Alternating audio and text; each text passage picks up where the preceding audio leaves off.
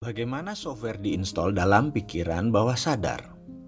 Video sebelum ini menjelaskan bagaimana software terpasang karena lingkungan, karena orang tua. Dan ada baiknya saya berikan satu contoh lagi bagaimana pikiran itu diinstal. Mengapa penting bagi saya untuk menjelaskan banyak-banyak dan pengulangan-pengulangan tentang software ini? Karena apapun yang bisa dipasang, itu bisa dibongkar. Jadi ketika Anda merasa diinstal sesuatu yang jelek, Anda ubah. Kalau Anda merasa tidak ada softwarenya, maka ada baiknya kita pasang software sesuai yang Anda butuhkan. Cara pasang orang tua ke anak, kita bisa beri contoh dengan ilustrasi sebagai berikut. Saya tanya kepada sahabat semua, terutama yang wanita. Perhatikan bayi yang 6 bulan. Misalnya bayi itu adalah anak Anda, keponakan Anda, atau sepupu Anda. Bisakah anak tersebut berbicara? Maka kita semua akan menjawab bayi tersebut belum bisa berbicara. Komunikasi verbal bayi tersebut hanya menangis, diam, tersenyum, atau tertawa. Ketika bayi tersebut menangis kejar dengan keras dan lama, maka pertanyaannya, apa yang dilakukan oleh kedua orang tua itu? Atau orang tuanya? Ada banyak jawaban atas pertanyaan tersebut. Ada yang diganti popoknya, diajak main, dikasih nenen, dan lain sebagainya. Dan disinilah pertama kali database mulai dimasukkan oleh orang tuanya. Di Indonesia, dalam catatan aplikasi psikologi anak bayi yang menangis oleh orang tuanya lebih dari 80% dinenenin atau dikasih susu.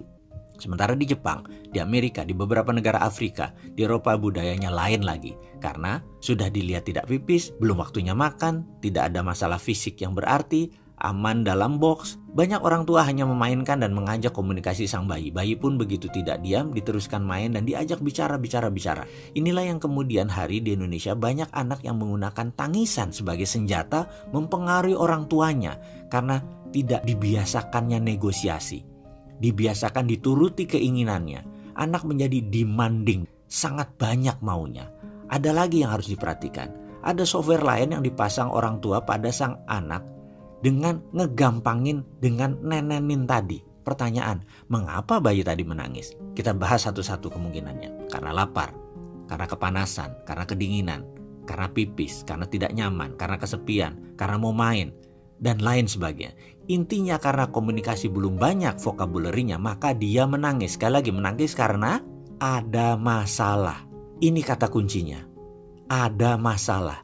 Disinilah software orang tua dipasang ke anak tersebut. Atau dalam bahasa pemrogramannya, kalau diibaratkan otak manusia adalah komputer, disinilah momen di mana orang tua sedang memasang sebuah program. Yaitu 80% orang tua akan meneneni anak tersebut agar terlepas dari masalah yang terjadi. Kesimpulan, programnya begini. Jadi inilah program yang dipasang. Nak, kalau ada masalah dalam hidupmu, masukkan sesuatu ke mulutmu.